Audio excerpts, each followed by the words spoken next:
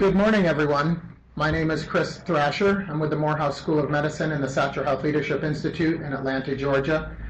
And it's my pleasure to be the first to welcome you all here today to this first conference here, Protecting Athletes and Sports Safety, we've been calling PASS. This conference, as you know, for all of you who have planned these types of conferences before, is often a labor of love, and one that takes a lot of people to put on and put together, plan and organize.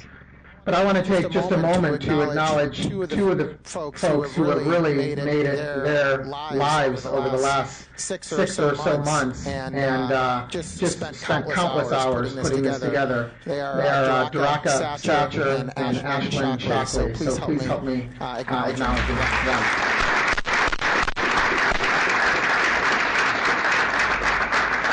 And as you also know, these conferences cost money. And we've had support from a number of different folks, but we want to acknowledge especially the Coca-Cola Foundation and others for giving us the support to put this conference on. And so without further ado, I am going to play a quick video that will get us started here today. Thank you.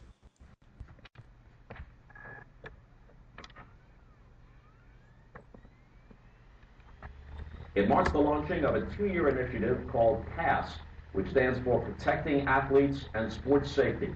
The idea here is to increase awareness, and beyond that awareness, develop programs that will enhance safety for young people playing sports. We think of that primarily in football because of all the attendant publicity these days, but other sports present their own dangers, so it's not limited to football. I'd like to commend the former Surgeon General, Dr. David Satcher, for his role in being a leader in this effort, for bringing people together at this conference. Ultimately, there will be a panel discussion and ideas will be exchanged. And we want all of you to be proactive here, not just to absorb information, but to share your own ideas about initiatives that might be effective in making sports safer and how we get the word out about those initiatives. So, without further ado, let's bring Dr. Satcher to the stage and get things going. Ladies and gentlemen, Dr. David Satcher.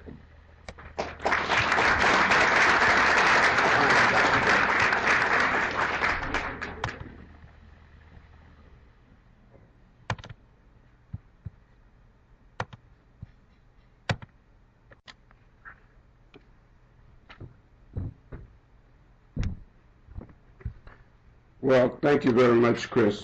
Chris didn't include himself in that group of people who've been working for the last 6 months to make this possible. So let's give him a hand, too. And I want to acknowledge my co-chairman, Dr. Elliot Sorrell from George Washington University. You'll hear from him later. And Dr. Mark Johnson from Howard. He's Dean of the Medical School at Howard, so he's probably not here yet. But let me say how very pleased we are to arrive at this day and how much we appreciate each of you for being here to contribute to what I think is going to be a major step forward in dealing with one of our nation's major health problems and major public health problems.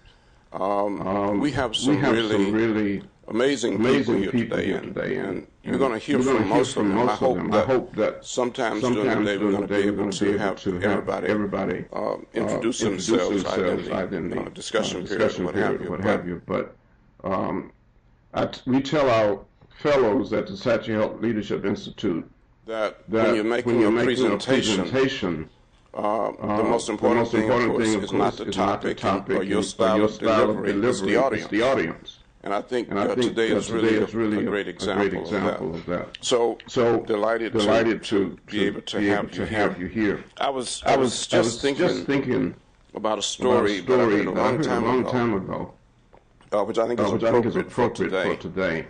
Now you've heard this story. You think it's the Good Samaritan, right? And it is probably the most well-known story in the Bible.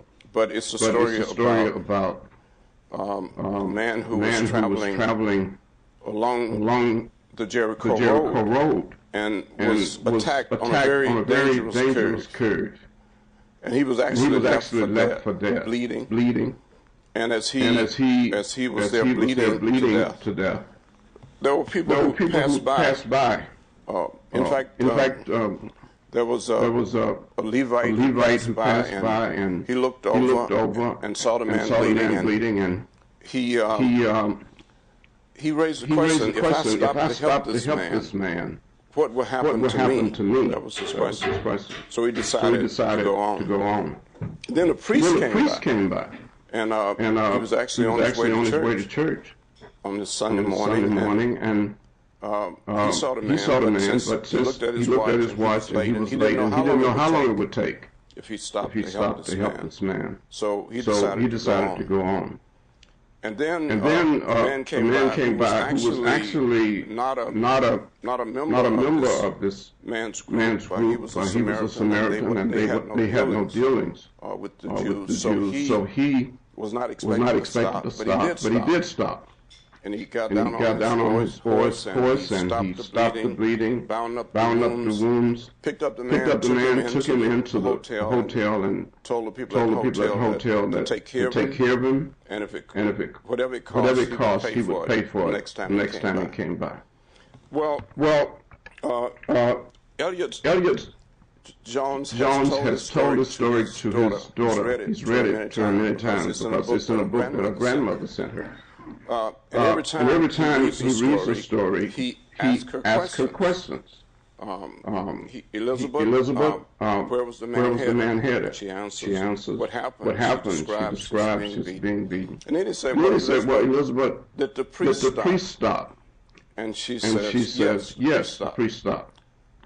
And so Elliot reads the story again. And after he's read it again, he asks the same question: did the priest stop? And he became really concerned. I mean, you know how we are as parents. He started thinking about the SAT and all of those. And so he really got upset. He finally said, Elizabeth, what is wrong with you? I've read you the story several times, and every time you say the priest stop. And Elizabeth said, but Daddy, I want the priest to stop. I want the story to be different. I want the priest to stop.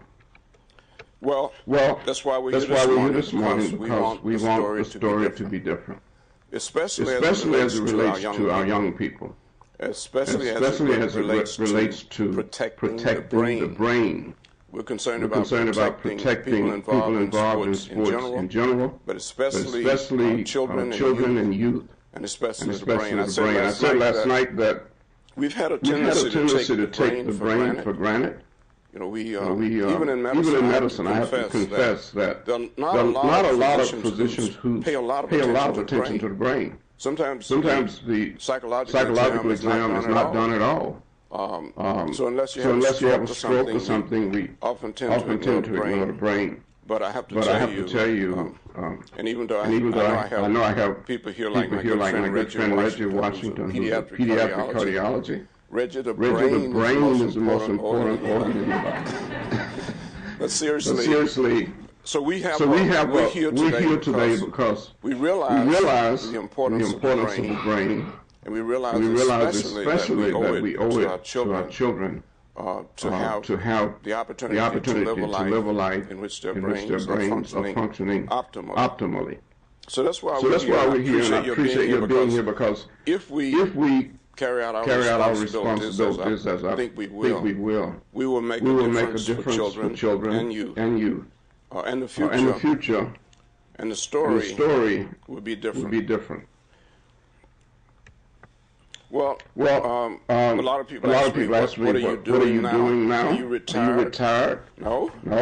So I just say a word about the Satcher Health Leadership Institute at the Morehouse School of Medicine. But I've been at the Morehouse School of Medicine since I left government in 2002. I spent 6 months here with the Kaiser Family Foundation, by the way. And then served 10 years on the board of the Kaiser Family Foundation. So I'm really grateful to the Kaiser Family Foundation for providing this space. I called Drew Altman, the president of the foundation, whose office is out in Palo Alto last night, just to tell him how much we appreciate it. They're making this space available. And Drew said to me, David, David, why are you thanking me? You're bringing all of these great people together. We ought to be thanking you. Well, I agree with him that we're bringing all these great people together, but we're still very grateful for the tremendous work that the Kaiser Family Foundation does. Probably the most trusted policy body in the world, regardless of whether you're Republican or Democrat. People read the reports from the Kaiser Family Foundation and trust them. And that's an amazing thing.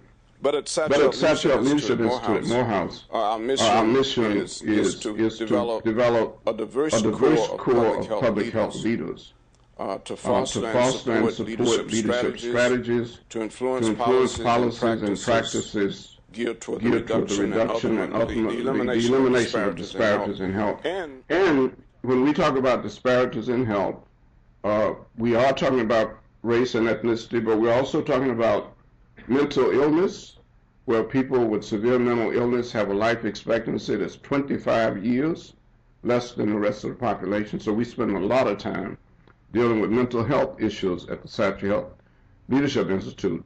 Sexual health is another area where we are very concerned and have done a lot of work. We've graduated, 3 classes of scholars in sexual health. So our concern is broadly with disparities in health. I usually end with this, but this is the Surgeon General's prescription. And some of you know that when I was Surgeon General, I released this prescription. I think it was in 1999. President Clinton asked me to represent the United States at a global conference on health promotion and disease prevention. I think it was in Hermosillo, Mexico. But we had been working on this prescription, my staff and I, for a while. In fact, I started struggling with it when I was director of the CDC. So we decided to finish this prescription so that at this conference, where each person was going to be given 5 minutes to speak, there were about 189 nations represented there. But we figured that in 5 minutes, I could communicate the Surgeon General's prescription. So this is what we communicated based on all of the best available science from the CDC, NIH, and elsewhere. We prescribe moderate physical activity at least 5 days a week, 30 minutes a day. We prescribe consuming at least 5 servings of fruits and vegetables per day. Now, there are a lot of ways to go deeper into what those should be, but our major concern was that most of the American people, less than 5%, were consuming any kind of vegetables and fruits, 5 servings of them each day. Avoid toxins, tobacco especially, but illicit drugs and the abuse of alcohol. Responsible sexual behavior, abstinence plus optimal protection when sexually active. And, I think that the message is, especially for teenagers and others, and I talk to them every year when they start school at Spelman and Morehouse, that you don't have to be sexually active. You're not wrong if you're not sexually active. There is a time and a place where abstinence is appropriate. Daily participation in relaxing and stress-reducing activities. And this is something I think many people fail to realize is that their brain need a rest. Need some form of relaxation. For some people, it's listening to music. For me, of course, it's getting up 5 o'clock in the morning and getting out there walking or jogging. As I get older, it's more walking than jogging. But when I was 60, my last year as Surgeon General, I was determined to run the Marine Corps Marathon. So I practiced all the year before, and sure enough, I was able to complete the Marine Corps Marathon. But that was also when I decided that I needed to find something else to do other than that. But it was a great experience getting ready for it. But that's not what we're talking about. We're talking about some regular form of physical activity, and walking is probably the best. When you think about it overall, we got great gyms and hotels now, and I admire people who go and work out there. I'm an outdoor person, so I'm out walking every morning. But let me make the point that we want to make in this conference today. Our first and our major point is that we want our young people to be physically active. We want our young people to have lives of physical activity. We want many more of them to be physically active. The last figures I saw, certainly less than half of teenagers are physically active on a regular basis. And we recommend like 60 minutes a day for young people. But most of them are not meet those requirements. And of course, a lot of our schools no longer require physical education K through 12. So we have a problem. There's no question about that. And want to make it clear that as we talk about safety and sports injuries, one of the worst things that you can do for your brain, of course, is not to exercise or to engage in good nutrition. Reggie Washington is chair of the board of Action for Healthy Kids, and I believe it was 2003 or 4 that we came out with the report showing the relationship between physical activity and eating breakfast and learning. It was amazing because prior to that, these schools were saying, you have a problem of obesity, childhood obesity, and now you're trying to dump that problem on us. I mean, we're already dealing with No Child Left Behind. And now you're saying the schools ought to take responsibility for the problem of childhood obesity. We weren't saying that, but we were saying since children spend 2,000 hours a year in school, it's an excellent opportunity to help children develop lifetime habits of physical activity and good nutrition. And we especially focus on breakfast. The child who is physically active and eats breakfast learns better. We were able to show that scientifically, even though we didn't have the imaging at that time. But 2 years ago, Dr. Hillman and his colleagues did studies with imaging that showed actually the brain, the hippocampus, the back part of the brain lights up when you're physically active. And that part of the brain is responsible for storing memory, right? And processing memory to be stored. And what we know is that children who are physically active and engage in good nutrition actually learn better. And the teachers love this, by the way. They are better disciplined in class. They're better disciplined. They are physically active and engage in good nutrition. So that's our first message. It is the most important message. It applies to every child. And we are a long ways from reaching that goal. We still have far too many children. So we're not talking about childhood obesity. Obviously, we're concerned about that, right?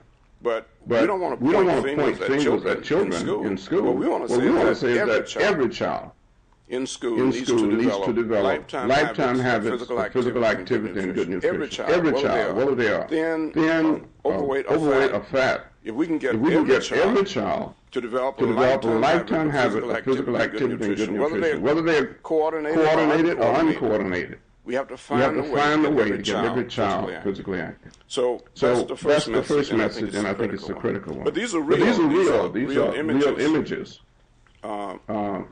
Using imaging and looking at the brain, Hillman and others were able to show what happened to the brain of children who were physically active as opposed to children who were sitting quietly. And by the way, it doesn't just relate to children. I hope you know that. It relates to adults. And in fact, I have the problem of Alzheimer's in my family, and I can tell you with all the studies we've done to date, the only intervention that we know makes a difference for good is physical activity. Studies show that people with Alzheimer's who are physically active do better, last longer, if you will. So it's a very important thing. Well, I won't say a word about how I became interested in this. A lot of you ask me. But it was on that board, Action for Healthy Kids. I believe it was 2005. We were continuing to build a board. And I decided to ask Roger Goodell, the commissioner of the NFL, to join the board. I didn't know what he would say. He said yes. And I was really pleased. But what I thought that meant was that we were going to have his name, and we could use his name, but I didn't expect him to be able to attend meetings. He attended virtually every meeting. He was one of the most enthusiastic people on this board looking at childhood obesity and how to prevent it. But then, of course, as it happens later on, he said to me, David, I need you to do something for me. And he said, we're beginning to hear that some of our former players are having problems with depression and sleep and anger management. And we're really concerned. Suicide had not made the news in former players at that time very much. John Mackey's wife, Sylvia, who is one of the most articulate people you ever meet, who had been a flight attendant and was bilingual, was talking about what was happening to her husband. And some of you guys in your older enough to remember John Mackey, one of the greatest tight ends.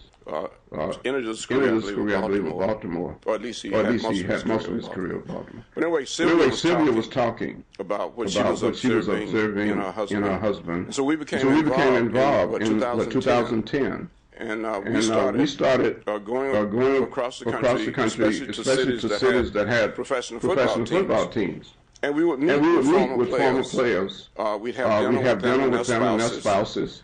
The first hour. Second hour, we would separate the spouses from the former players, because what we learned, and Sylvia was the one who told us this, was that these spouses have some things to say about what they're observing in their husband that they don't want to say in front of their husband. So we separated them, and they became a group in and of themselves, and we learned a lot about what was happening to a lot of the former players.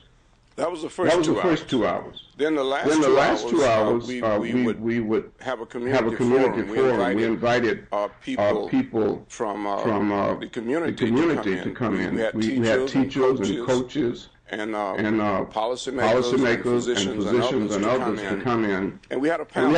I would lead the panel. Sylvia would talk about her experience with her husband. Mark Kessel, you're going to hear from today. Has a fascinating story about his experience. One of the great Buffalo Bill players of our time. Went to 4 or 5 Super Bowls, right? 4, right. So, but he also had a story about concussion, and he's making a tremendous contribution now. He's an announcer with Bills, but he also works with young people. But we had this panel. There was a former quarterback, Eric Hipple from Detroit. And we would talk to the audience about this problem. And then the last hour we would respond to questions. So we did this for 3 years. But we became concerned, about going beyond that. We had set up a neurological care program. We had 6 centers throughout the country, including our center, where players could come and be evaluated thoroughly for their health, but especially brain health. We had also started an NFL Lifeline. Because there's a lot of stigma around mental illness and mental health. One of the biggest problems we have in this country is not just that things go wrong with the brain, just as they do with the heart, the lungs, the liver, and the kidneys. They always have, they probably always will. The big problem is the fact that people somehow think that if you have a problem with your brain, it's embarrassing. And you're not supposed to tell anybody. And even parents, really sad to say, many parents when they know that their children need help, are sometimes hesitant to seek it. Now, in their interest, I should say that a lot of them are afraid that having a diagnosis of a mental illness might hurt their child later on. And that has been true in the past, but hopefully we as a nation are beyond that. If we're not, we have a lot of work to do. The stigma surrounding mental illness is totally inappropriate. And we have to do everything we can to make sure that whether it's a former NFL player or if a child, and 20% of children will have some mental disorder before they're age 21. But regardless, we have to get rid of the stigma. And part of what we were trying to do going around the country was to say to these former players and their spouses that it's okay to seek help for mental disorders. But to make sure that they got the message, we set up the NFL Lifeline. NFL actually set it up. I serve on the board. But what it means is that they can call in anonymously if they want, and they can talk about their problem. They can ask for help. They can even be referred to provider in their community. And so we started that 2 years ago, and all indications are that it's making.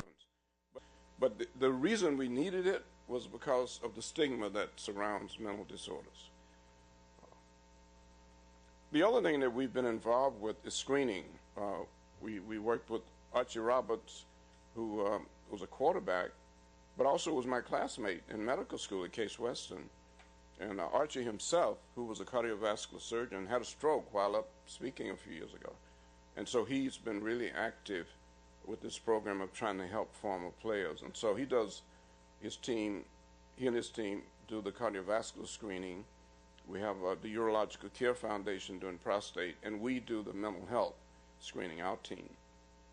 So I'm just saying to you, we have been busy with this issue now for over 4 years, and for me longer, because that's what the mental health report was about that I released when I was Surgeon General, especially trying to make sure that the American people understood the magnitude of the problem of mental disorders in this country, but also that the American people understood what mental health was.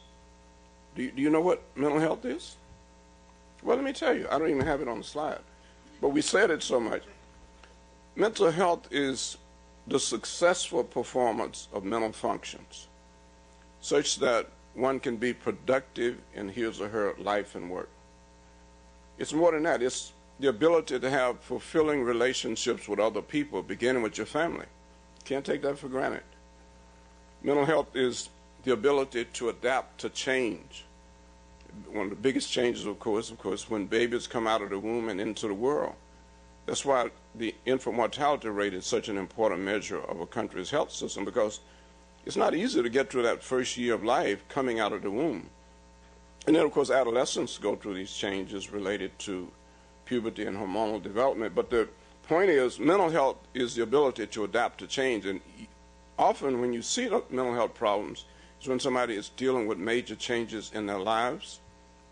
And I know some of you are dealing with that right now, even though you're not adolescents.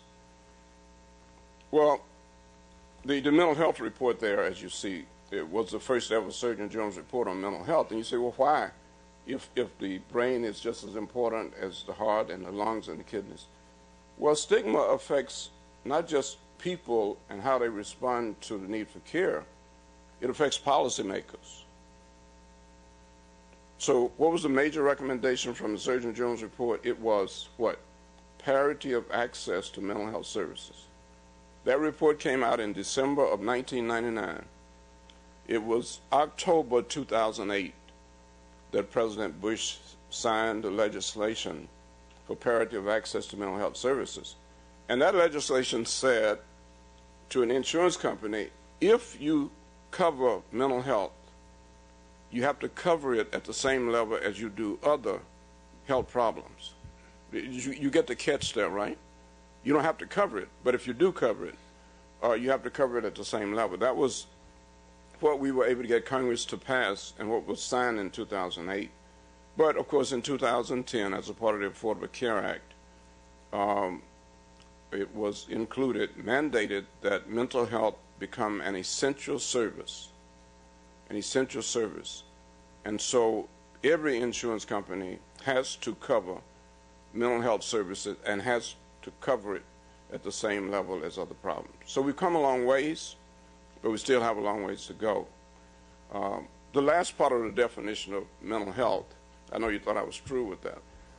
In addition to adapting to change, is the ability to deal with adversity. After Hurricane Katrina, we became involved. NIH asked us to become involved in helping to rebuild the health system. And the depression, the level of depression in that population, having dealt with such an adverse experience, was amazing. Over 30% of the people we screened were dealing with depression. And so when we deal with professional football players, it's a combination of concussions they've suffered and other mild brain injuries. When we deal with people coming back from Iraq and Afghanistan, it's a combination of the explosives that they may have experienced or been close to, and the stress that they have experienced. Can you imagine, and you're going to hear from people like Lamar Campbell later, can you imagine what it's like to to work all your life for a career and you play for 3 to 5 years and your career is over? And that's the average, right? The average career time for football players is less than 5 years. So that's the other issue related to this. But that's mental health. So, and that's about all of us. That's not about, people who have mental illness or brain damage. It's about every one of us in this room thinking about what it means to be mentally healthy and the fact that we can't take our mental health for granted. Because when you think like that, you're on the road to getting rid of the stigma, right? Because it's all of us. It's not, the other people. It's all of us involved. Well, I'm going to take you back a little bit. Some of you, like me, are probably old enough to remember in 1964 when the first ever Surgeon General's report came out. I was in medical school. But Luther Terry, who was a cardiologist, released this report on smoking and health. The Surgeon General's office had been around since 1871. There had never been a report from the Office of the Surgeon General. And in 1964, Luther Terry released the Surgeon General's report on smoking and health. And I'm saying that because, if my math is correct, next year will be the 50th anniversary of the first ever Surgeon General's report. And we are planning, we, the former Surgeons General and others, are planning to really use that year to talk about what reports from the Office of the Surgeon General have meant, not just on smoking and health, but let me tell you what that report has meant. It's meant that every Surgeon General since Luther Terry, for the most part, has done a report on smoking and health. It's been a major topic for that office. It's also meant that whereas almost 50% of the American people were smokers in 1964, today it's less than 20%. And but that doesn't mean we don't have a problem, because we got almost 16% of our teenagers smoking today. And but there's some lessons here, and one lesson is the importance of research. The example that I gave about our finding the association between physical activity and learning, well, that's an association. But when you do the imaging of the brain, you've gone a step further to really look at why physical activity improves learning. And that's where it was with smoking. Luther Terry's report defined the problem, but that was just the beginning. That was 1964. I think it was 1972 that a Surgeon General's report came out showing that secondhand smoke was harmful to your health. And there have been about 3 other reports. Richard Carmona, Regina Benjamin did reports on secondhand smoke also. And secondhand smoke is dangerous to your health. It kills at least 3,000 people a year.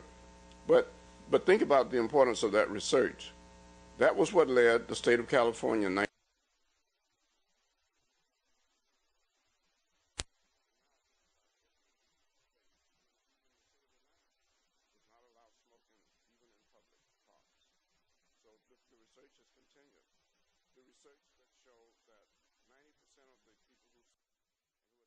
cigarettes started smoking when they were children and became addicted while they were still children.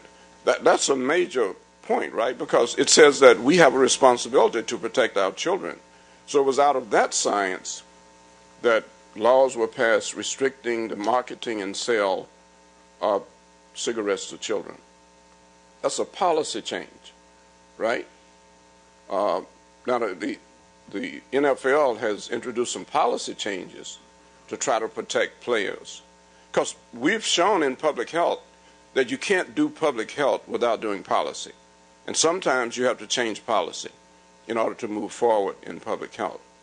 And so we're talking about policy. Many of you in this room, and we'll hear from you later, some of you, have been involved in changing policy at the state level. What is it, 49 states have some kind of policy trying to protect children who play sports. But I just wanted to, public health is interesting, and obviously I've given my career to it, but public health is all of us. Definition of public health is it is the collective effort of a society to create the conditions in which people can be healthy. That's the definition of public health. So you think about that. It is a collective effort. So Surgeon General Benjamin, during her tenure, working with the Affordable Care Act, brought together a group of people from throughout government not just the Department of Health and Human Services, but Commerce and Education and Justice, all of the departments, to come up with a prevention agenda. Because what we know now is that all policy, there's health in all policy, is what we say. Health in all policy. So a policy around education has a lot to do with health, because we know that education is directly related to health. Okay, let me move on. We said, I guess 2 years ago in a press conference, that the banging of heads can no longer be considered a sport. Now, you see banging of heads in football. You should see the pathology of the brain of former boxers. And we've looked at that. The pathology, to look at brains of people who spent their career boxing and battering, getting their heads battered. That was a great sport, isn't it? But when you look at the brain, you have to think twice about that. Are we really civilized when we cheer somebody's head being banged for 9, 12, 15 rounds? Or for even children 6 years of age learning how to do head-to-head contact. And that's a good hit, which people are going to cheer. But it's not just football.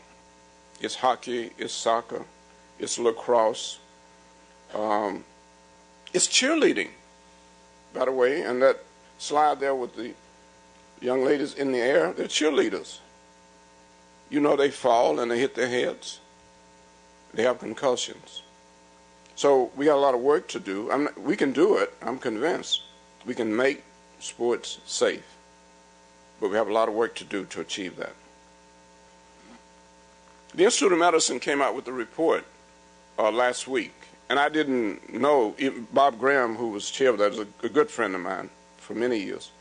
But I didn't know that they were coming out with the report last week. And I won't try to summarize it except to say 3 or 4 things. They made a major point of the fact that when it comes to concussions in children and youth, there's too much that we don't know, including how to diagnose them, how long to treat them. There's just so much. So some people, when children have concussions, are saying they can't play sports anymore. Some say you're out for 6 months. Some say 2 weeks. We don't have enough information, so the Institute of Medicine recommended that we invest much more in research, and then to understand how to diagnose it, to improve safety standards. And many of you here in this room have been involved in trying to make the helmet that will protect people in head-to-head contact. But one of the most difficult things, of course, is changing the culture, right? That's that stigma that surrounds mental illness. That's culture. On the football field, culture is you're supposed to get up after you get a hit that knocks you out of your mind. You're supposed to get up and go back into the game. That's culture. It's culture. And so how are we going to create a culture in which children know that their brains are more important than whether or not they win the game? That's the kind of culture that we're talking about. We've got to change attitude toward the brain. Well, at the Satcher Health Leadership Institute, we have a philosophy, and it says that in order to protect our children, we need to educate, motivate, and mobilize. Now, we can stop there, and that would be a major statement. But we go on and say we need to do this so that leaders will care enough, know enough, have the courage to do enough, and be persistent until the job is done. I think that's why you're in this room today, because you care about children. You care about the future. You want the story to be different, like Elizabeth. You want the story to be different. And hopefully we have the courage to do enough to realize the importance of this and to do enough. And more than anything else, to persevere until the job is done. That's why we're here. And that's why we're so very pleased to have you here. This will not be easy.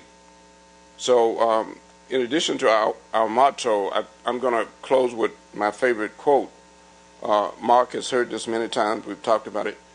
But when I was a student at Morehouse back in the 60s, I went there in '59, there were other students there like myself. There were students whose parents had not finished elementary school, but the general theme was, regardless of where you came from, you expected to be leaders if you go to Morehouse, if you graduate from Morehouse.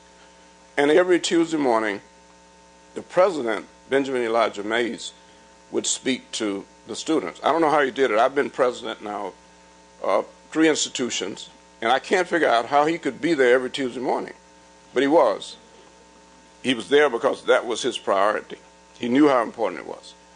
And he told us that we were expected to be great. We were expected to be leaders. My favorite Benjamin Mays quote is, "It must be borne in mind that the great tragedy of life is not in failing to reach all your goals. It's in having no goals for which you're reaching. It's not a calamity if you die with dreams unfulfilled, but it is a calamity not to dream. It's not a disaster to fail to achieve your highest ideals. It's a disaster to have no high ideals for which you're striving. It's not a disgrace to fail to reach the stars. It's a disgrace to have no stars for which you're reaching. Not failure," he said, "but low aim is sin." And he challenged us not to be guilty of low aim. And I challenge you today, as we come together to deal with this issue, let us not be guilty of low aim. Thank you.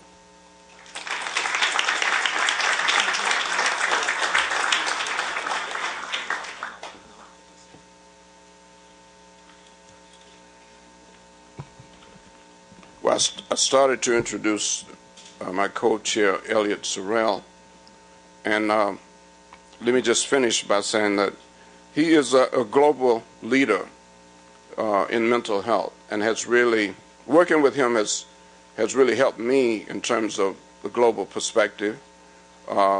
We've done some things together that I think are making a difference. When World Health Organization decided to focus on non-communicable diseases, we discovered, I remember a call from Elliot, that they didn't include mental health as a non-communicable disease.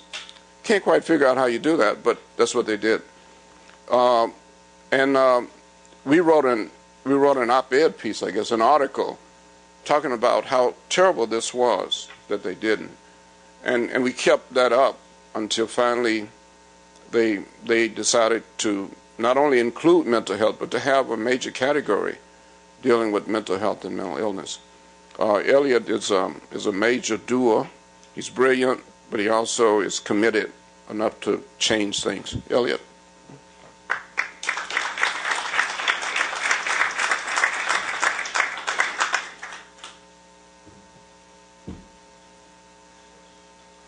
Thank you very much, David. We were persistent enough to get it done. We followed your motto.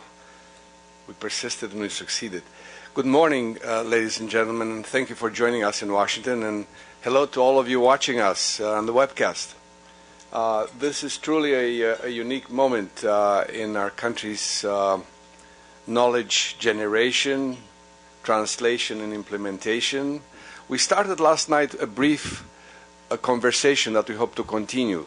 And I asked a rhetorical question last night. Some of you are not here, so I'd like to repeat it for all of you and for our audience in this country and overseas. Are safety, success, and enjoyment of American sports mutually exclusive or complementary? I think that's an essential question that we need to ponder, because it underlines what we see that we need to do. And what we intend to do is really today, in this first such conference, to start this national conversation on this topic with the idea of promoting health, ensuring safety, and doing it with a public health primary prevention approach that will lead to developing the best practices, the best education and training, research, and as David emphasized, policy. This morning we have a truly stellar panel. Before going to the panel itself, I just want to make a few remarks, but from my right to your left, right here is Greg Stewart, who is in charge of sports medicine at Tulane University. My colleague from George Washington University, Loretta Di Pietro, who is the chair of exercise science. Latrice Sales, who is associate director of Science Sports Institute, and Mona Hicks from the National Institute of Neurological Diseases and Stroke. I am a professor of global health and of psychiatry. The brain matters, and we very intimately know the brain. At George Washington University in the School of Public Health and the School of Medicine. Our university is indeed honored and very pleased to have teamed up with the Saatchi Health Leadership Institute to put this conference together, and we hope then to continue it with the National Council on these topics. Now, about the brain, just a few pointers that are essential to have as a baseline. The brain is essential for normative growth, development, and wellness. It is essential for health, for education, for productivity, for creativity, for innovation, and for sports.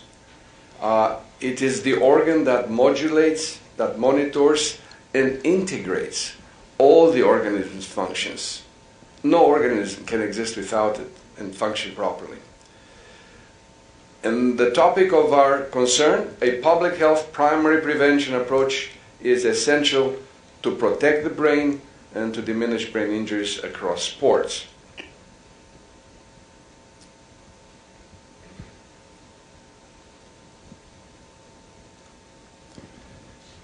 The topics that we will be covering in our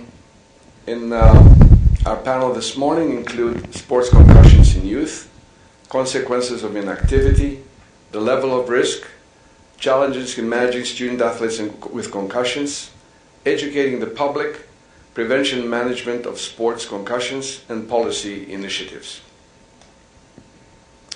Before going to the panel, I want to give you some rather startling data, that is local data from one of the Washington area's county schools.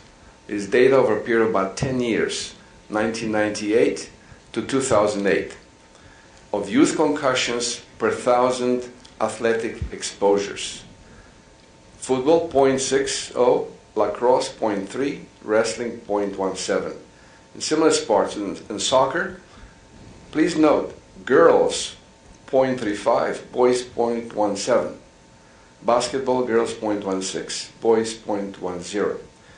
In aggregate, girls in 1998 0.1 and in 2008 0.5, boys in 1998 0.05 and in 2008 0.21.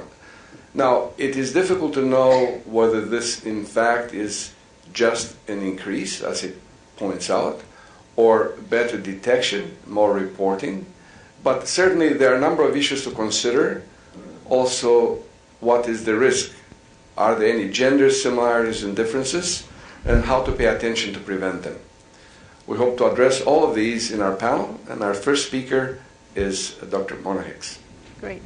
Are we going to just stay here, or you want us to come up?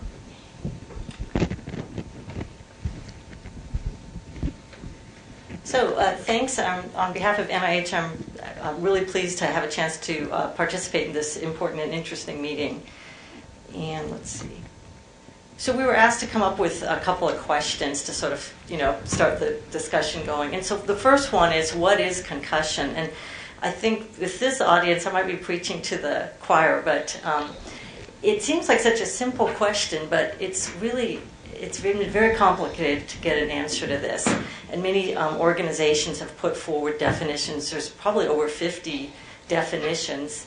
And but there's no one that everyone agrees on. The one I'm using came out of a project that we were involved in. It's this Common Data Element project that's trying to standardize data collection on traumatic brain injury research.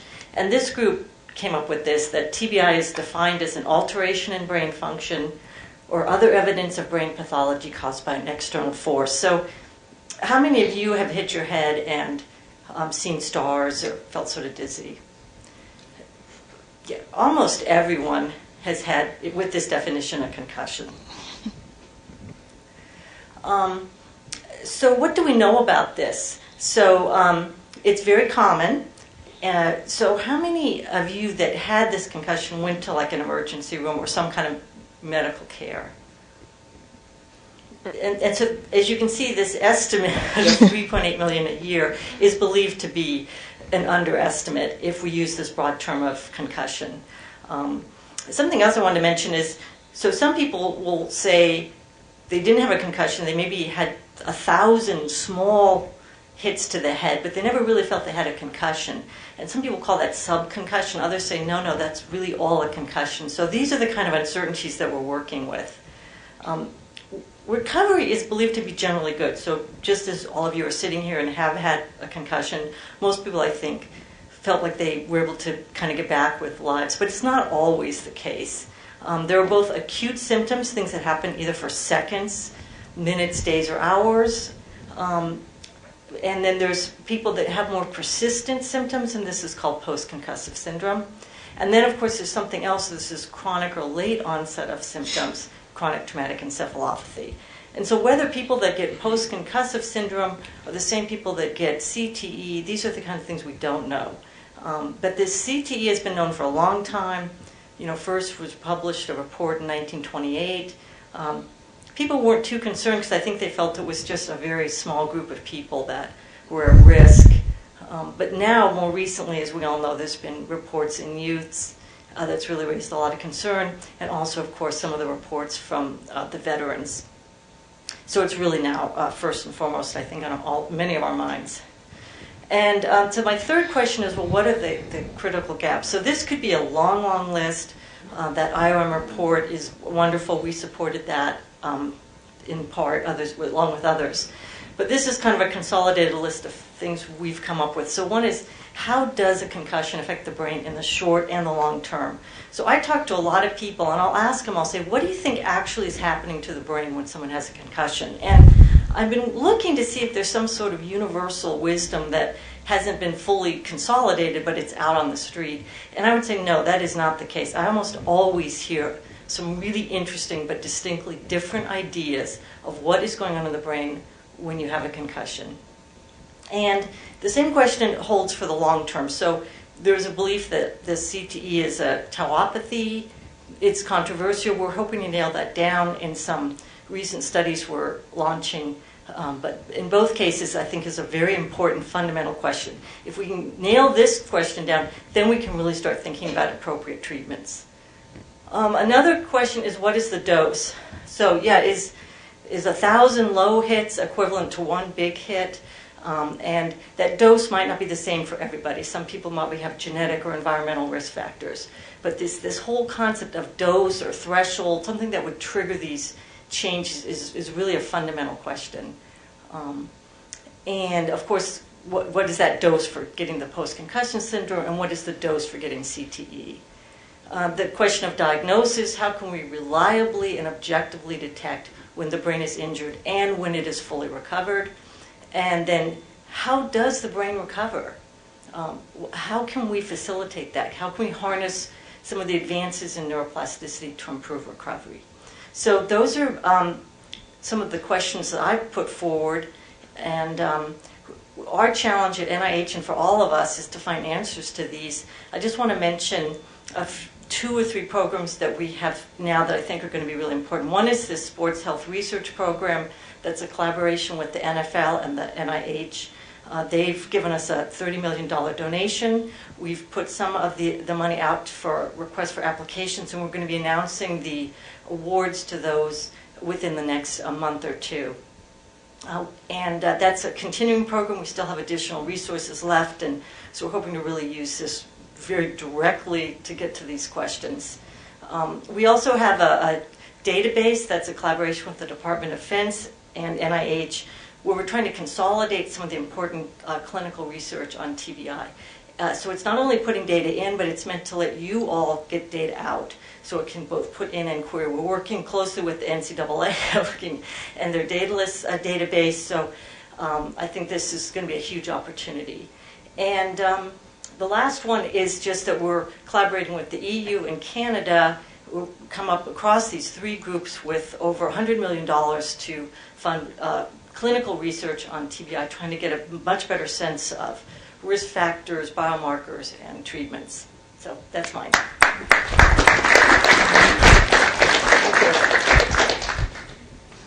Thank you very much, Dr. Hicks. Just in terms of how we're going to run this, we're going to go through all the presentations, and then afterwards you will get cards in which you'll put your question on and your name and the organization you're affiliated with, and we'll field the questions that way. Our next speaker is Chairman of Exercise Science at George Washington University, my colleague, Dr. Loretta Di Pietro.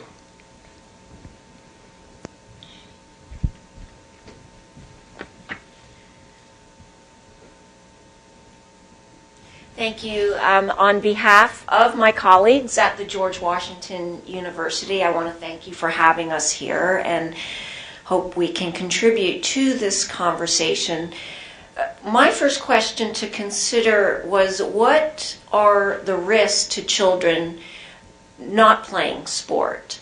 And what I have up here is not news to anyone in this room.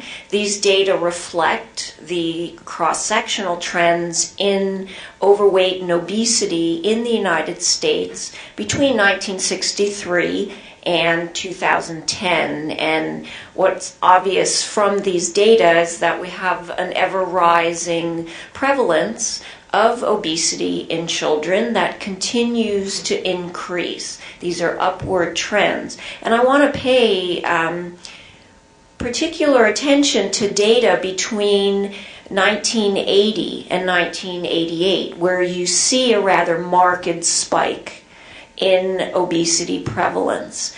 I need to tell you that, as Dr. Satcher pointed out, most children today do not meet public health guidelines for 60 minutes of vigorous activity every day.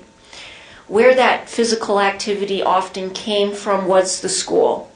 Physical education class, recess, and sport at any level. And unfortunately, a number of policy changes happening in the 1980s and 90s took that out of the school. Right? And that had a large effect on prevalence of overweight and obesity because children weren't able to meet those activity guidelines. Combine that with modern day conveniences, cell phones, computers, televisions in every room, that also spiked in the mid-80s, and you can see where the problem comes from. With regard to mental health, right, obesity isn't the only consequence, right? Plenty of data reflect the fact that athletes or even just physically active children have higher levels of self-esteem and self-efficacy compared with their colleagues who don't exercise or play a sport. We know that depression is lower in athletes compared with non-athletes. So it's not simply obesity, it also affects mental health. And finally, we're fortunate enough to work with Nike right now in their campaign of building human capital through sport, right? And these efforts address the ability of building social capital, human capital, emotional capital, economic capital through the use of organized play and sport.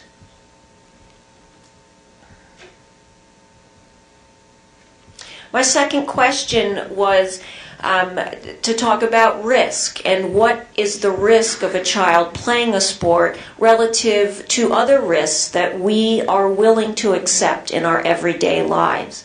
Unfortunately, some of these data aren't coming through on this slide, but you've seen the risk of concussions in high school athletes per 10,000 exposures. right? And I think we all agree that these estimates are increasing with time, either due to better reporting or simply a real increase. But I want you to take the time to, life is a risk mix. So I want you to take the time to look at the other slide which depicts the time to accumulate a 1 in 1 million risk of death. Right? The riskiest thing we do in our lives is get into a car and drive. Every day we're willing to accept that. Without question, we have control. We let our children drive. They text and drive. They ride bicycles without helmets. So there are other factors in our lives that are far riskier than playing sport, and we're willing to accept that. The final point I want to make is about the culture change. We have a culture, a society that is pushing young athletes to travel teams and hard competition at earlier and earlier ages. In my opinion, age 8 is too young to be on a travel team. Data from our department, an NIH study, suggests that the most common factor for children dropping out of youth sport is that it's not fun. And that's very, very real. So, thank you for having us. I look forward to the next speakers.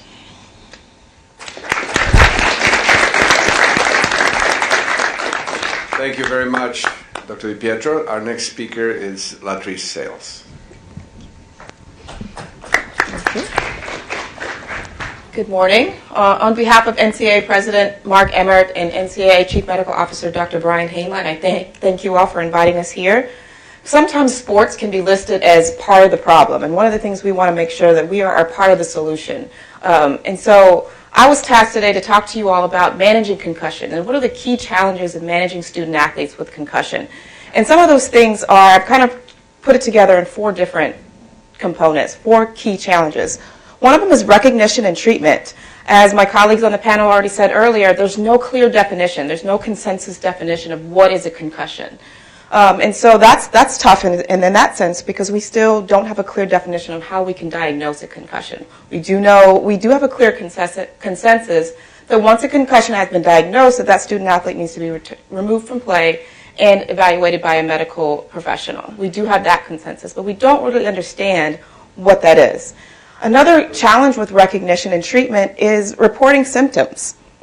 Student athletes aren't always honest in their symptoms of concussion.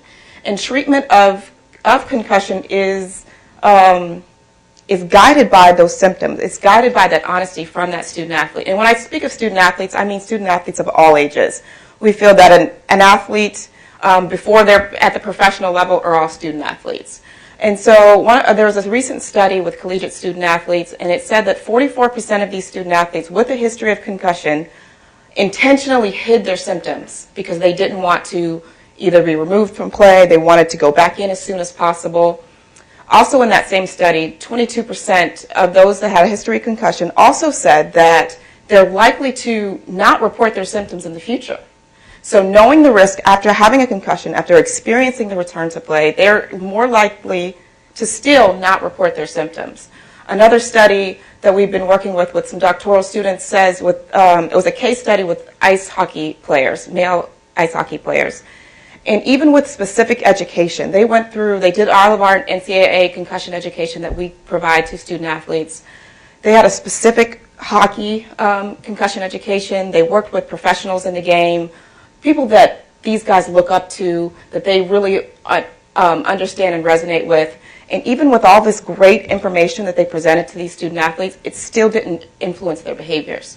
So one of the things that one of my other colleagues will speak to about later is that education. We need to do a better job at educating student athletes on concussion, on that return to play, because they need to report, they need to be honest about reporting their symptoms, and we're seeing that they're not. So we need to figure out a way, either through a public health approach of educating student athletes, of educating coaches, of educating families and parents on those concussion symptoms and what that really means. And so another key challenge is return to play. Student athletes want to get back out there. Coaches want their student athletes to get back out there as soon as possible. So in that, we do have consensus that once a student athlete has been diagnosed with a concussion, they should be removed from play and evaluated. We want to make sure that that medical professional has the unchallengeable authority to make that decision on return to play. The coach shouldn't be influencing that, the student athlete shouldn't be influencing it, and their family shouldn't be influencing that decision. They should all be working together to help the student athlete get back onto the field, get back into the classroom, which we'll talk about in just a second. But they shouldn't be influencing that situation. It shouldn't be because there's a big game coming up that, I want him back out there. We need him back out there on the field. Or, shouldn't be that kind of situation. In our efforts and NCAA efforts to change policies on that return to play, we had to meet with several playing rules staffs, and we had to meet with basically every sport. And in this conversation about the student athlete cannot return to play in that same day, we heard all kinds of scenarios. Well, what if it's the fourth quarter and, our quarterback might be diagnosed with concussion. There's only a couple of minutes left. Can he go back in? No.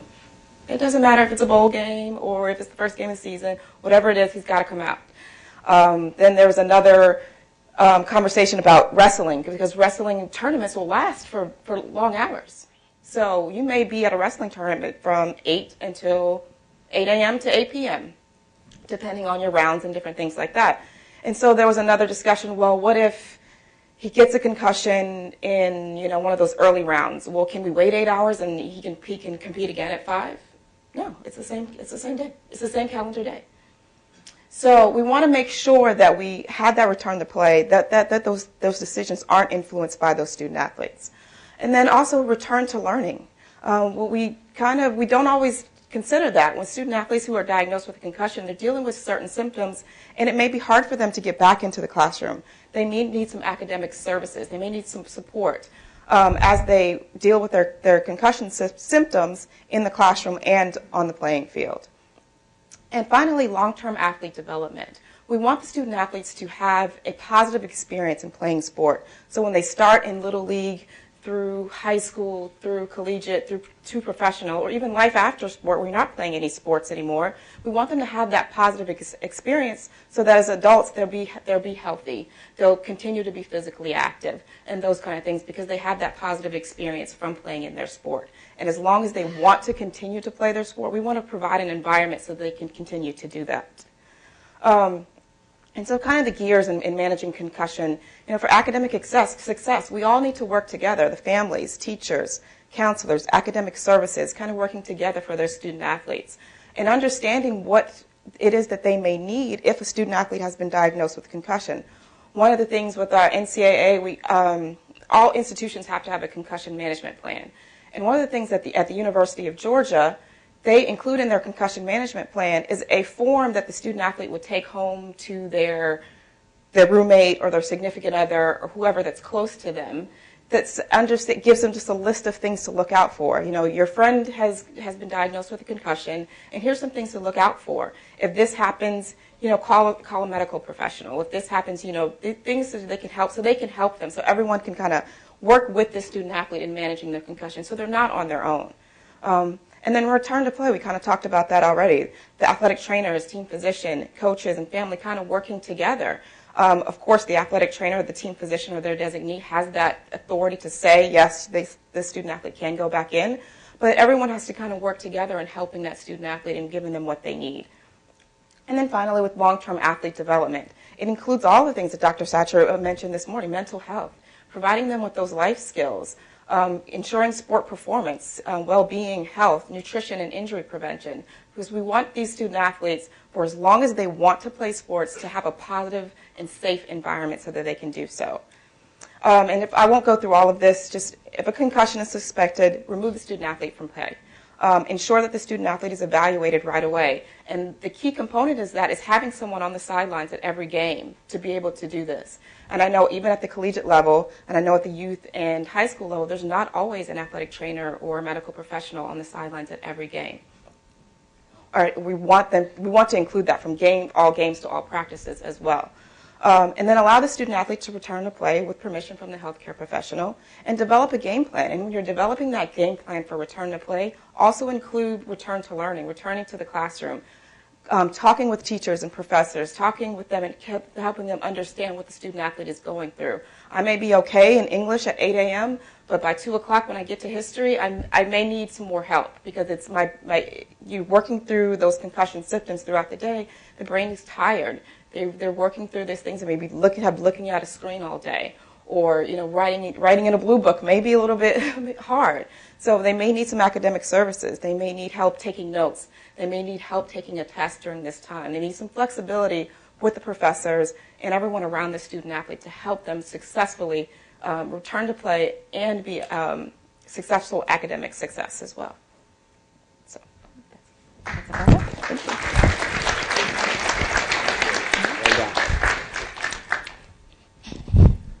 Thank you very much, Patrice.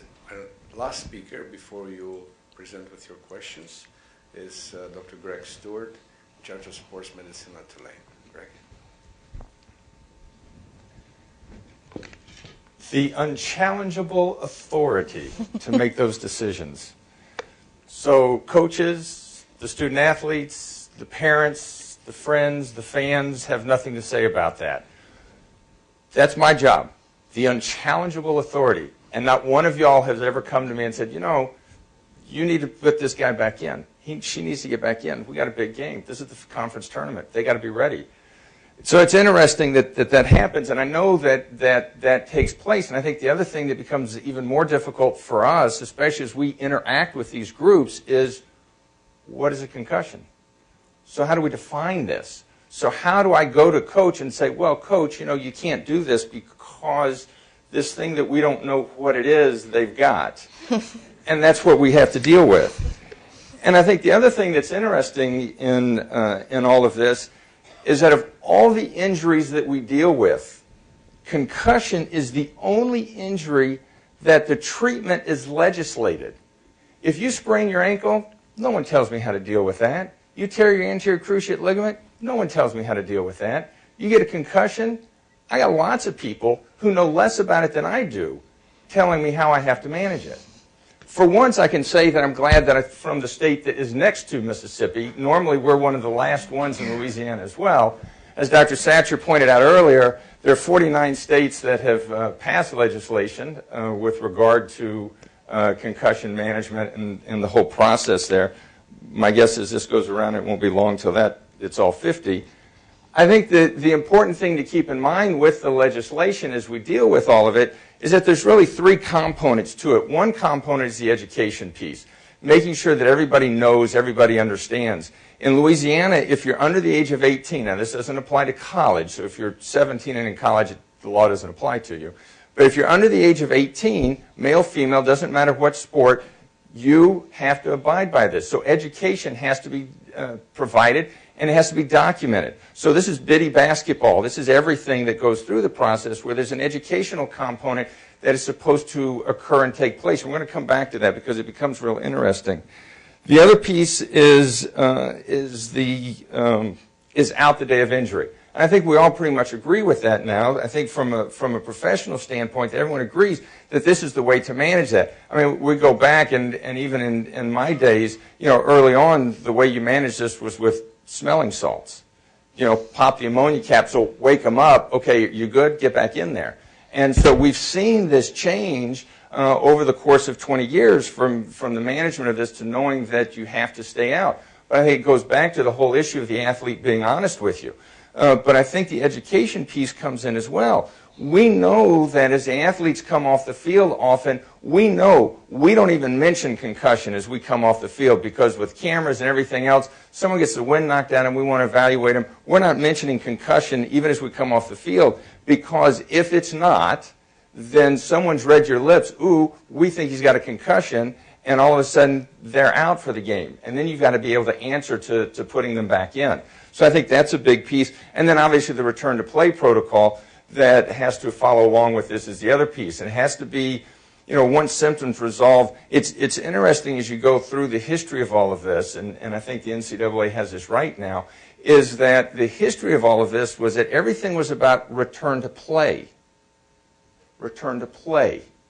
All these people we're talking about, last time I checked, are student athletes. They're not athlete students.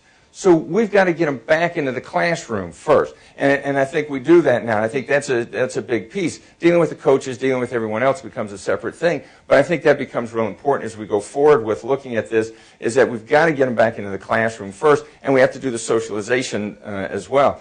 Interesting, real quick, we started getting into trouble with some of our freshmen who left home, left mom, left their school, came to participate in classes and go to and participate in sports.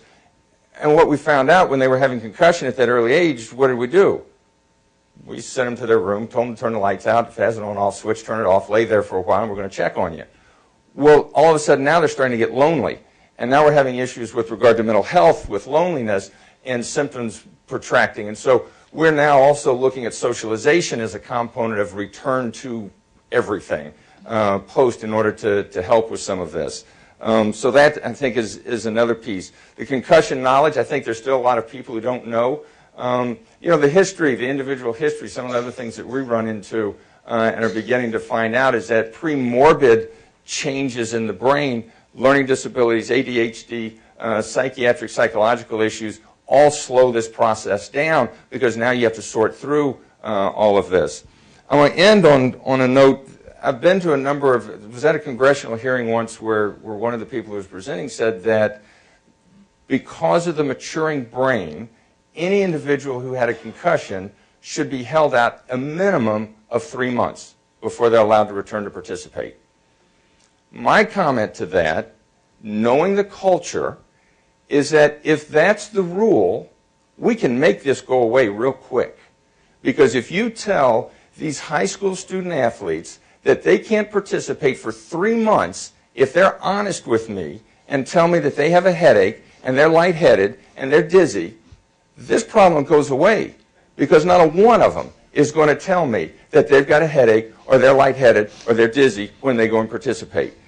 When we bring in our student athletes and we're dealing with them in our concussion clinic, high school, college, professional, what we tell them is that 95% of the time, if you're honest with me and we follow this through, I can get you back, you're going to be fine, I'm not worried about it. If, on the other hand, you decide, well, you know, if I take this 5 extra strength ibuprofen in the morning, my headache really is a little better as the day goes on, so I can go back and play and do these things. Probably about 95% of those people are the ones that in 4 and 6 months I'm still going to have problems with regard to doing things. And I think it all comes back to this athlete honesty. We don't know. There are no markers. There's not a blood test. There's not anything else I can do to be able to say, yes, no, you have a concussion. And I think that takes us back to kind of where we are in a lot of this stuff. The other piece is the legislative aspect of can you legislate the educational piece. I can't speak for all the states. I can tell you about Louisiana, is that there was a very strong coalition of individuals who got together in order to pass the legislation. And the big piece was all about the education. I also represent the High School Athletic Association in all of this, on their sports medicine board. And one of the things that we did as we were going forward is that there's more to this. We've got to do the education, but this becomes real important to legislation. The effort we're putting into the legislation really should be put into the education. Oh, no, we're going to do all this education. Once the legislation was passed and everyone had their picture taken with the governor, really what ended up happening was that all these people who said, oh, yeah, we're going to do all the education, have all disappeared, but they've still got a picture up in their front office somewhere. And what we're finding is that, you know, the education process with this can be very tedious and very boring. It's the same thing over and over again. And you know what? I tell people all the time, I'm one of the luckiest guys in the world. I take care of 16 to 22-year-olds. When they turn 23, for the most part, I don't see them anymore. I got a new set of 16-year-olds who come through. But I start all over again in the education process. And it's the same thing every day, every week, every year. And we can't go and think, okay, well, we've done it this year, good, everybody knows, because we've got a whole new set of people coming through. So while the legislation process, I think, is important, I think the education process is more important, and somehow we've got to be able to ramp up the educational aspect and not be quite as concerned about the legislative process. Thanks. Thank you very much, Greg. Now you all have been very attentive and very patient. It is now your time. So we'll have a microphone go around the room. So if actually one here and one here. Any questions? Brief and to the point. Sir, yes. Tell us who you are and briefly the question. Okay, I am Mark Hyman. I teach in the sport management program at the George Washington University. And my question for the panel is, given what is known about concussion risk, would you allow your child to play tackle football? Thank you. Dr. DiPietro? Parents' risk. You dealt with that issue. Yes, okay, I dealt it. Yes, I would allow, my sons played ice hockey and rugby. I would allow them to play tackle football given that there are preventive strategies in order with regard to the age at which they could do certain skills, the age at which travel teams were formed, and the level of competition that they were thrown into. And I also made them play at least 2 other sports over their year. So they were not one-sport children. So yes, I would. And I'd be on the sideline at every game, and just like I was on the ice, and cheering and watching. Thank you very much. Would anyone else willing to answer the question? Is Dr. Hicks? Well, I had a son that wrestled, and I thought that there was actually many benefits came from it. I think it is a sport-dependent question. I have hesitations about boxing. I really do question a sport that depends on sort of blows to the head to win the game. So I think it's sport-dependent. I think they could all be made safer. Thank you. Latrice, Greg? Well, I don't have children, so, but if you did. But if I did, I feel that I would. I would be one of those moms who would be on the sidelines. I'd probably have to interview and vet the coaches and their strategies. I do have a strength and conditioning background, so I'd want to see the annual plan, and I would, talk them through that and see, making sure that those precautions are in place, because youth boys can play football, making sure that they're not head-down tackling, making sure that they're learning at that age, because that's where we need to start, learning how to tackle properly so they're not that head-down contact that we're seeing now at the collegiate and professional levels. So. Thank you, Latrice. Greg? I would as well. I think that there's so much more to be gained by participation certainly in team sports. I think for guys, football has there's a little extra something there for the people who participate. It really is a brotherhood in individuals who play football. So I think there's more to be gained. I think there is the education. I think it is important to keep this in mind. And then as an aside on that, one of the medical schools that I didn't get accepted to, one of my questions was very leading was, would I rather my son play football or soccer?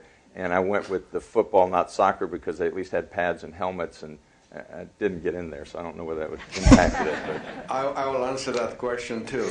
Yes, I would. In fact, I did. Both as a player, I'm a former soccer player and a former soccer coach, and I even coached my son's soccer team with gusto.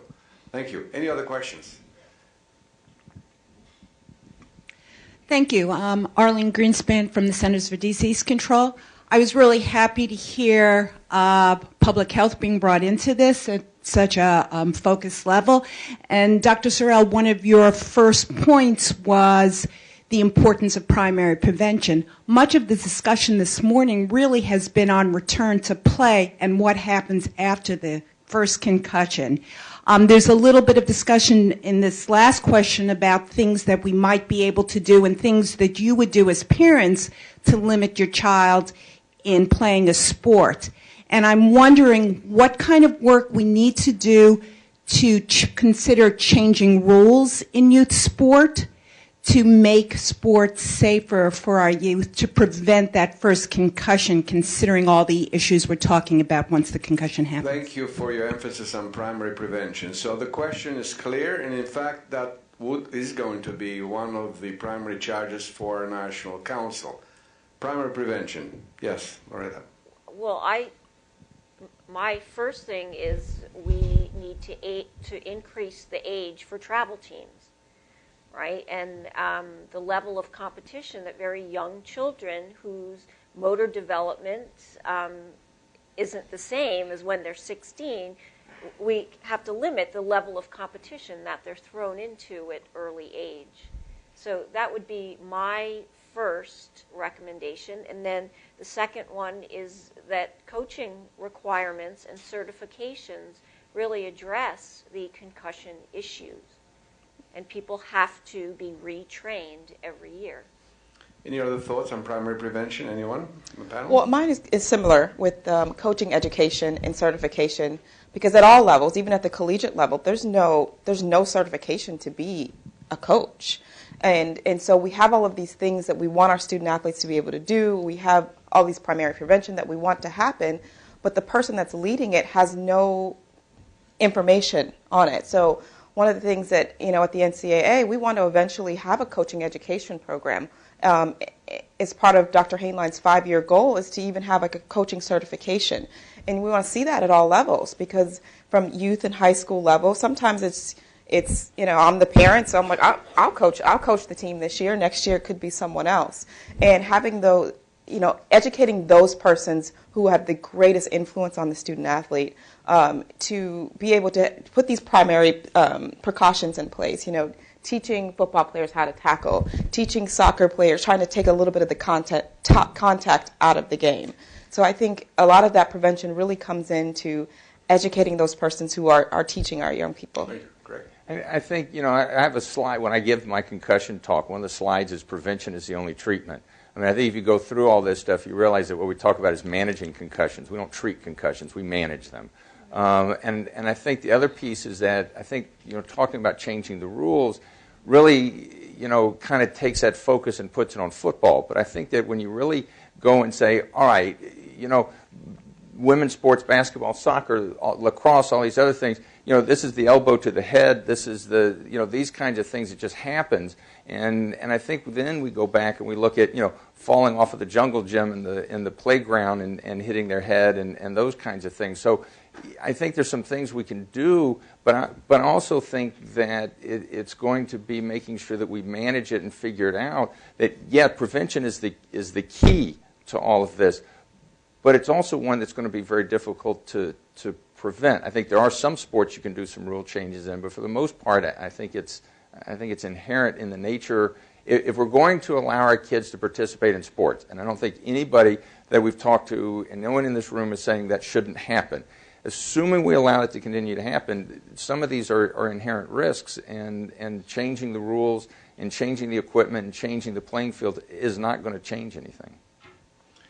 I would like to make just a brief comment on that. I am not sure that I'm as pessimistic as you are on this issue. I think we need to keep the subject alive. I don't think that we should close this chapter on prevention. In fact, we may get back to it and through the other panels. Some issue may come up in other panels indirectly. But I think primary prevention is an ill-attended item that needs to be put forefront, well attended to, resources allocated to it, and do the best we can in America. And we can do very well.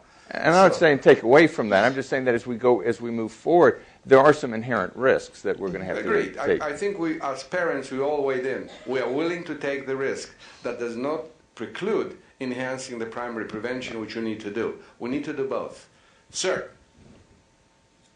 David Tischer, American Academy of Orthopedic Surgeons. Kind of a two-pronged question. I would agree with prevention, but it goes well beyond what you're talking about. I think one of the speakers talked about driving. You can be restrained, and you're not going to have a concussion if you wear your seatbelts and you buckle kids up. That's a big initiative that needs to be part of that. And you also need to be paying attention. Distracted driving is a real issue, and if you haven't been run off the road recently by somebody who's texting and driving. Question, sir. Question. So my question is where are we going to be an example to our youth to wear a bicycle helmet, to buckle up? Those are the real issues, because it's not just the organized sports. And the question I would have for the NCAA, what are your universities doing with all the athletes that are students who are non-scholarship and playing intramural? Because that's completely unregulated activity. And is there something the NCAA can do beyond what you're doing with the student scholarship athletes? Thank you. Rajesh? I think the education that we have in place for student athletes can be also applied to those sports. The education that we have can also be tailored to youth. There's some specific things in each level. We want to make sure the education that we do have, for example, on concussions, we have education for coaches, and then we have education for student athletes, because there's a different way that you need to speak to each population. And so I think with the education that we have, it can be tailored to those sports. In those sports, they are required to maintain insurance. Intramural sports are required through their university's risk management to have certain things in place. It's the same. It's not as strict as what we see with our student athletes, because it is a membership-run organization, and we have these rules in place specifically for our student athletes. But a similar model could be run through intramural sports, through NERSA and those are organizations that help to run intramurals. Thank you. Sharon? Christy Arbogast, Children's Hospital of Philadelphia. We've heard a lot about education of coaches, of athletes themselves, but ultimately what we care about is behavior change. And so I'd be interested in the panel's opinion on what type of education, how that should be delivered to actually result in the behavior change that we're looking for. Thank you. Anybody would care to answer? Yeah, I mean, I'm an outspoken person with regard to education. Education alone is not sufficient. I mean, we know that in public health. It's clear over centuries. I think there has to be policy changes in place that you take the choice away from culture. We as professionals have to change the rules to keep people safe. Thank you. David? Well, thank you. Really outstanding panel. I don't think we know enough about the risk to make informed decisions, do we? And I just want to make the point that how important research, especially since we have NIH sitting on the panel. And NIH has money other than the NFL money, and this is important. So we need to make the point that in order for parents to make informed decisions, we need a lot more research. You know, we might find out 10 years from now that concussions occur in people who have certain genetic predispositions. I don't think that's going to be true, but I'm just saying we don't know enough to really make informed decisions as parents or as any other. So if we don't continue the research, if we had not continued the research, we wouldn't know that 90% of people who are addicted to smoking became addicted when they were children, and therefore we introduced policy consistent with that. Do you have a question to the panel? Yeah, respond to that.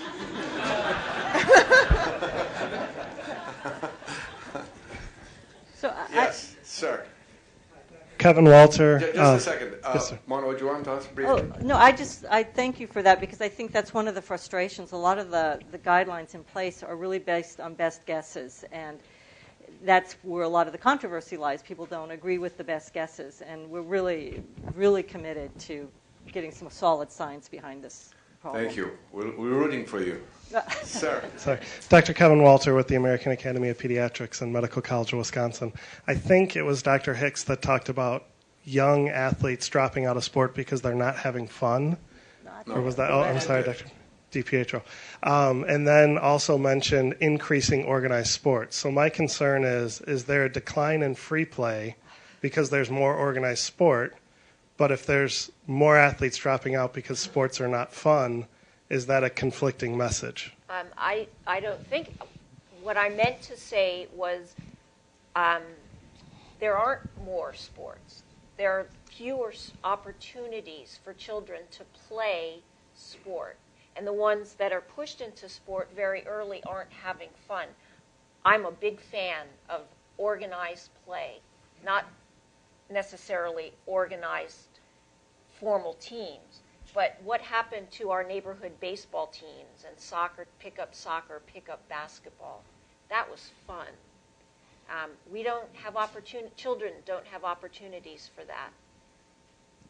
Thank you. Yes, sir. Chris Giza from UCLA and the Academy of Neurology. When we talk about the research, actually, I want to raise a question with the panel. How can we make a better distinction between chronic neurological impairment that may occur as a result of repeat concussions and CTE, which is a neurodegenerative condition of uncertain incidence and prevalence? Because I think the discussion among the lay public and the media and our parents is everybody's worried about a dementia, a degenerative condition. But when you review the evidence, it's actually most strongly supportive that there is a cognitive cost to repeatedly hitting your head. It's just not necessarily degenerative. Thank you. Anybody care? Dr. Hicks? Totally agree, Chris. And we are hoping to have an initiative that will start to attack some of that, but it's not developed fully yet. And of course, you call me as you do. Ma'am. Lisa Heaton. I'm the parent of several youth athletes.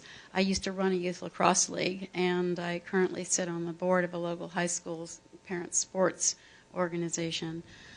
My feeling over the past few years, and having had a seriously concussed athlete and interacted with a lot of other parents, is that the biggest hole that we have to fight is the parents, because we train the coaches to look out for injuries, and we talk to the athletes and try to make them more aware and be more honest with us. But parents, in my experience, are one of the biggest components in not only pushing kids into youth sports at an early age and the travel teams and the competition, but then also the ones who want to get them back out there on the field. And this is the culture that the kid lives in, too. You have a question for the panel? Yes, I do. Where do we address this hole? I'm hearing a lot of suggestions for addressing the other holes, but what about parents, and how are we going to take them more out of the equation of the competition and advocating for the kids? One of the things that we do at the NCAA in conjunction with our championships is we have NCAA youth clinics. And as part of the youth clinic, we have a parents panel. And we bring in a sports medicine doctor, we bring in a coach, we bring in a student athlete, and we bring in like a strength and conditioning professional or sports dietitian to talk to the parents about these various aspects of their student athlete thriving from youth. And the youth clinics usually are for youth age 8 to 16. And so we use that as an opportunity, as a touch point for parents to educate them on certain things. I remember a couple of years ago at the College World Series, we had a strength coach and a sports medicine doctor who talked about how youth need to be a part of more sports. Join gymnastics so you can understand how your body moves and do all these different things. And the parents didn't understand that. We looked at the evaluations, and they thought this man was crazy. They were like, what is he talking about? I want my kid to start playing baseball at 6, and I want him to be in the major leagues, and he's talking about gymnastics. And so we kind of use that as a touch point. I know there's much more that needs to be done, but we can at least kind of get kind of the pulse of what they're thinking. We do it at least 6 of our championships, and so it's something that we can have an immediate touch point with parents to kind of educate them on these things. And so it's tough. It's tough because we don't really have that interaction with parents until they're a senior in high school and they're trying to get their student athletes into college. And so that's one thing that we're kind of exploring through the channels that we have, through a newsletter with our eligibility center, to try to see how we can get in touch with parents and educate them on different things and just give them a forum to say what they need to say so that we can kind of understand where they're coming from and meet them in the middle. Thank you, Latrice. Question here, then one there. Yes. Hi, Jim Tills from George Washington. One term I haven't heard this morning is accountability. And I think we know from a lot of very difficult behavior change interventions in public health that accountability, whether it's legislative accountability at the policy level or whether it's holding people accountable for specific kind of performance standards and things is a very important leverage point for mobilizing behavior change. And I'd like to hear Jim, you're saying two things: standards and accountability. Accountability is really part of that process, right. And I'd like to hear the panel comment on that. Please. Anybody would like to take that? Greg? I'm not sure, absolutely. I think we come back to some of these other things that were going on. I think the behavior changes in culture, we talked about it last night, really is what a lot of this comes down to. We also take care of about 25, 30 different high schools in the area, all the way from I can go to a parents' night where it is standing room only, and I can go to a parents' night where there may not be anybody show up. I have kids who come into my office where both parents come, and it's coach who brings them. So the parents become real important in all of this. It is about accountability, but it's about trying to make sure everybody understands what's going on. I think it goes back some to the educational piece of what's taking place. There needs to be an understanding of, okay, we're saying gymnastics because they don't get it a lot of times, but I think that's still where you go back to. And I think that where we are in some of this is how do you hold the parents accountable, assuming that they don't even come with the kid in the clinic to talk about the concussion. We try and hold the kids accountable because they're the ones we're treating and dealing with, and try and hold the coaches accountable because they're the ones chewing on my backside about getting people back in. But I think the parents ultimately is where a lot of this comes, and there's no control. I don't know if it's the right word, but we don't have any control over the parents. What I tell kids when they come in is that you can want to go back to play, and coach can say yes, and I can trump coach. I can say yes. The only person who trumps me is mama. Is that mama can trump me and say you can't go back to play, but that means that mama understands what's going on. And so I think ultimately in some of this accountability, which I think is exactly where it ultimately goes to, is how do you enforce accountability on people whose stake is, I want my child back in the game. Thank you. Thank you very much. There are two interesting things converging, if I'm hearing right. Prevention and accountability are in a feedback loop. And parents seem to be a key ingredient, but more to come. Sir, and then you, ma'am, here. Shannon Shai with American Youth Football. We have about 1 million kids, in the nation, cheerleaders, football players, age 5 to 15. A couple of observations just to enter the conversation, and they piggyback on accountability and parents.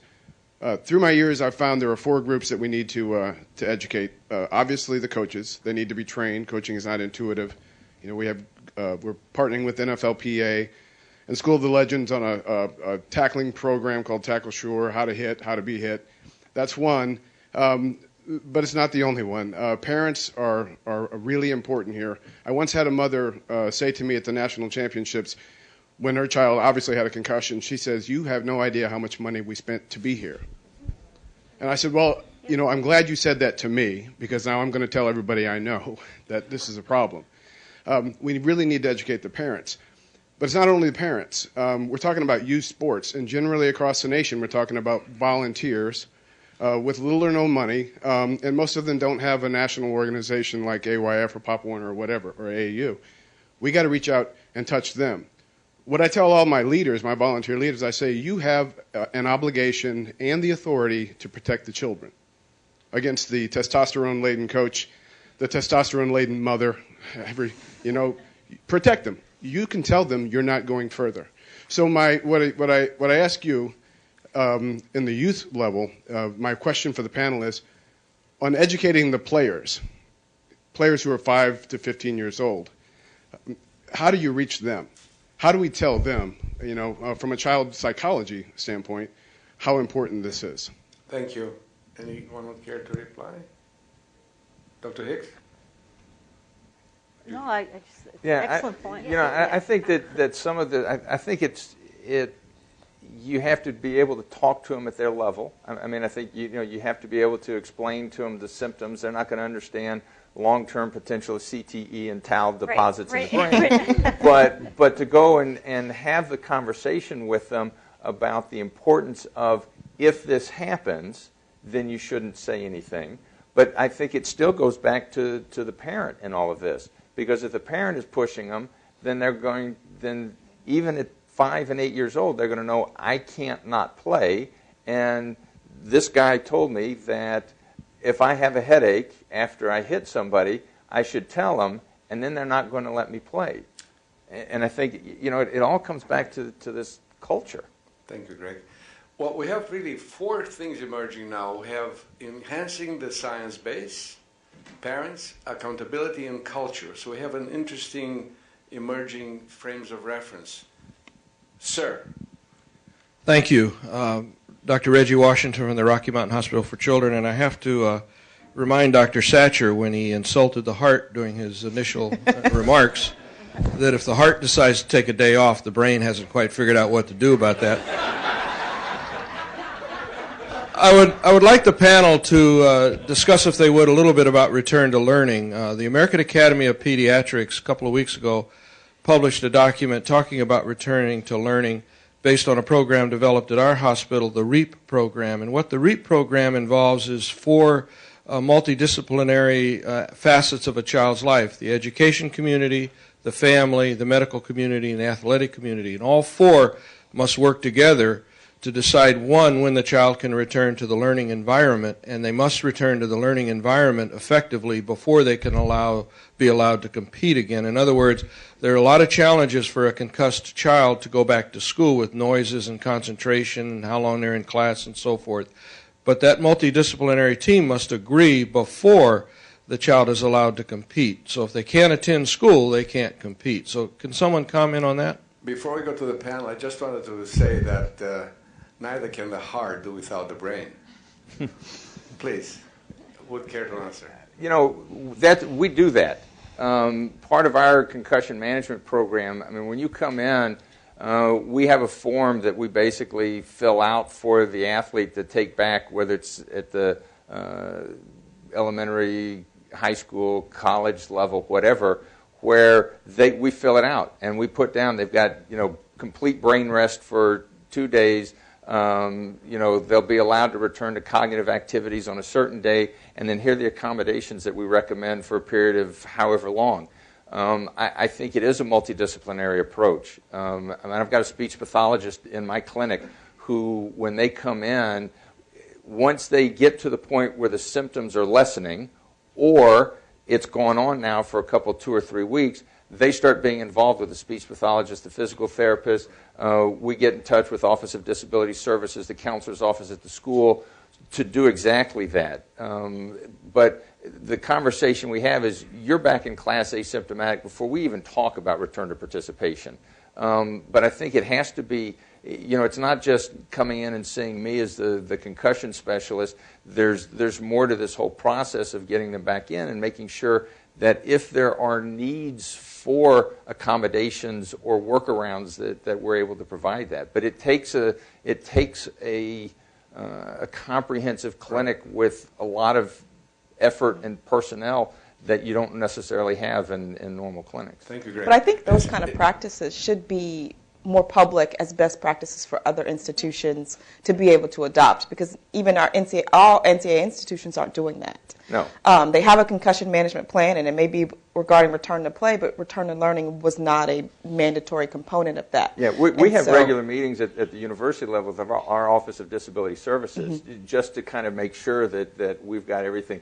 And like every other NCAA institution, we've got our own academic people within the athletic department, but we're also involved with the university, with the ODS. Thank you very much. It seems to me that this heart-brain dialogue is spurring an interesting discussion. The essential nature of transdisciplinary teams in dealing with this issue, that this is not a specialty-based issue. If we just strictly look at the tertiary intervention, we're missing the boat. It is really truly a transdisciplinary effort, which is the intent of this conference, that all of you here. And best practices. Right. Best practice in transdisciplinary efforts, exactly. So ma'am here first. Hi, I'm Dr. Rosemary Scalera-Moser. I'm a neuropsychologist and the director of the Sports Concussion Center of New Jersey. I see youth sports and professional sports not as a continuum, but as really 2 different things. And I think going back to culture and accountability, we have to change the culture of the way people see youth sports more as fun and skill development rather than pro sports. Now, celebrity and the media, which I haven't really heard mentioned here in many of these questions, I think are two powerful forces here in the United States. We all know about CTE very well through the media. What can we do, and are there any, and I don't mean cursory kinds of programs, but really, are there going to be any strong programs from the media, from the celebrity who parents and children idolize, to help make that distinction between youth sports and professional sports? Thank you. Anyone would like to answer? Greg? I think first off, there's a panel today on the media, so I think you'll get some of that today. So it's there. But I think the other issue, especially as you deal with these guys long term, and we're one with Dr. Giza and Dr. Satcher with one of the neurological care programs at the NFL, these guys are scared. I mean, they're scared when they come and see us. And so these are the guys who have beat on each other and beaten on each other in front of millions of people on TV and shown how strong and tough they are, who are now scared.